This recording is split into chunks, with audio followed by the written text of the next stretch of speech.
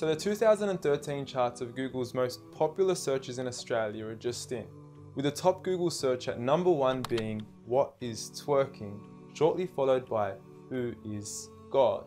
Now on saying this, I don't think you have to be a genius to figure out which of the two questions is more important to be asking Google. I mean, one could potentially explain the reality of our existence, while the other would potentially leave us scarred for the remainder of our existence. And look, I know there's a lot of skepticism surrounding this issue, and quite frankly, I don't blame you. I mean, the meaning of God has been thrown around so often we forgot what it means. From some Zeus-like man in the sky with a big beard, to Thor, to a half-animal, half-human creature, to Kanye West shamelessly producing a track titled "I Am God" on his album Yeezus, to Eminem then self-proclaiming himself as the rap god, a new brand of clothing titled "I Am God", and who could forget Justin Bieber and his Believers. You affectionately refer to your fans as beaners. No, believers. And now I understand that most of this may be exaggerated, and many of these examples are mere semantics and plays on words that are probably being taken out of context, as let's face it, nobody actually believes in Bieber, and I highly doubt that Kanye West considers himself a god. When someone comes up and says something like, "I am a god," everybody says, "Who does he think he is?" I just told you who I thought I was, a god. And now Kanye West smashes his head into a street sign really, really hard. Oh! Kanye! Oh, Kanye. Kanye, you okay? Sounds like Kay's got a new hit. A god! That's who I think I am. Kanye! Oh, Kanye. Kanye, you okay? So with all these misconstrued definitions of God, the least I could do is help clear the water and help us finally find out who is God. Well, to begin, let's start with the things that we all agree on. First and foremost, we're here. We just began and we exist. And like all things that begin to exist, they require a cause. Things don't just come out of nothing, and although at times we sometimes wish they would, they don't. If I told you that this glass sprang into existence, this glass made itself, you said Muhammad Ali's crazy. So in saying that, knowing the cause of us is crucial to understanding who God is. Although we are able to explain that we did have a beginning, as many leading cosmologists have affirmed, we are still left unanswered as to what was the cause of our beginning. And before you lash out saying, "Oh, but we can't see what happened before we began," or "you can't prove there was a creator," we say quite openly, neither can you disprove a creator. And by observing the reality of our world and our existence, its order, its structure, and the systems, I see no reason not to believe in a creator. But then one may ask, where did this creator come from? What was the cause of him? And it will go on forever and ever, which would most probably lead to us never have ever been created.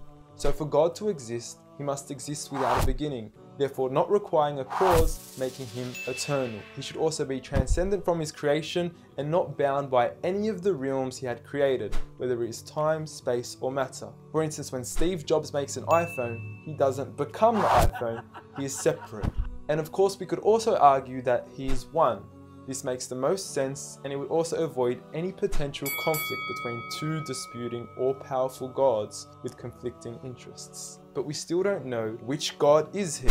Are you Zeus? Are you Thor? Are you Yahweh? Well, if you agree with everything I've said up until now, you will realize that each of these gods don't fit into our established criteria of who God is.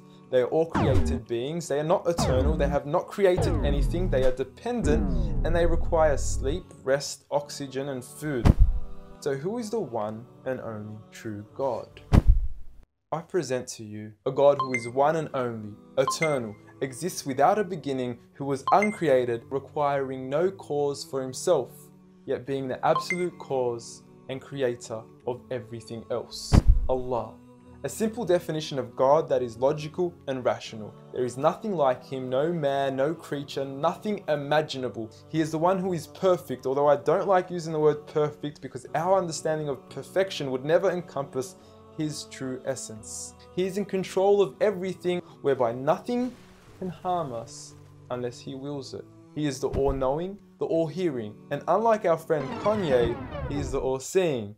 Many of us would then argue that although these verses do provide a logical and sound concept of God, how do we know that these words are indeed the words of God? Well, first and foremost, the Quran isn't just any book. It was revealed over 1400 years ago as direct revelation from God to the final prophet Muhammad, peace be upon him, and was sent as the most eloquent piece of literature to before mankind. Revealed at a time where poetry was rife and to a population housing the best of poets, only to leave them speechless and at a loss for words. Now what is important to note is that the Quran doesn't fit in any of the known classes of poetry nor prose. Rather, it is a fusion of both that even to this day shake the hearts of Muslims and non-Muslims alike.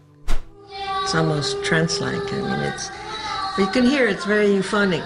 I mean, there's a lot of internal rhyme and end rhyme, and the rhythm is not predictable, and it's beautiful. Even to this day, the Quran remains incomparable and stuns humanity with its accurate references to science and history, from accurate descriptions of the human embryo to historically accurate references to the different rulers in the different Egyptian dynasties. And no matter how many times people will try to discredit the Quran on its authenticity, it remains standing. Will you please, at the very next science lesson, get some salt water, get some fresh water, and mix them and see what happens? The Quran says 2 seas, not 2 cups of water. And to those that doubt it is from God, the challenge is simple. Bring forth something that can compare. And now, although this challenge has been attempted multiple times throughout the past, history has witnessed that no man has been able to rival the Quran. But does this challenge still apply today? Well, we could surely put it to the test, and who better to choose than the self-proclaimed rap god. Call yourself the rap god. Eminem, dubbed the best of his time, being incomparable with anyone in his league. The last thing the world needs is another me. Now, if we compare the works of Allah with the works of Eminem, we are left with this.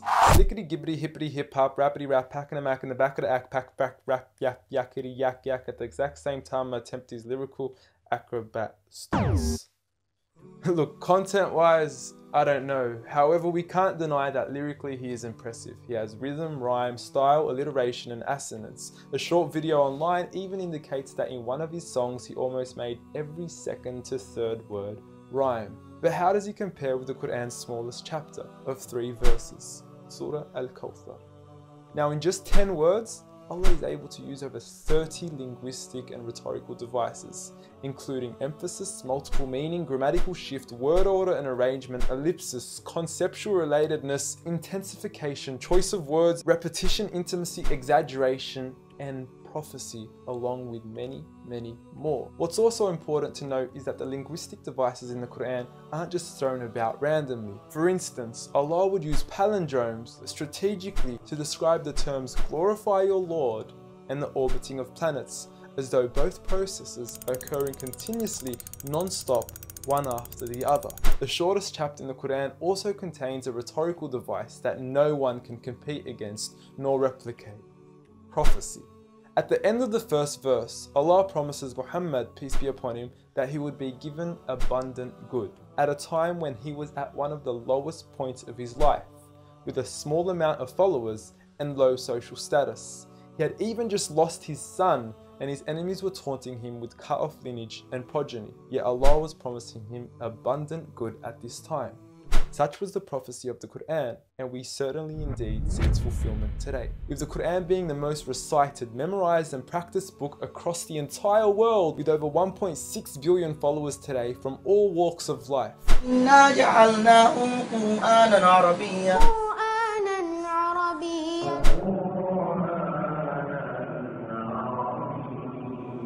Now, I know many of you are probably thinking, okay, cool story bro, but what's the purpose of the Quran? Well, the importance is that it gives meaning to life, from our overall purpose of existence to why we're here and what happens once we die. God teaches us that each and every single one of us is being tested.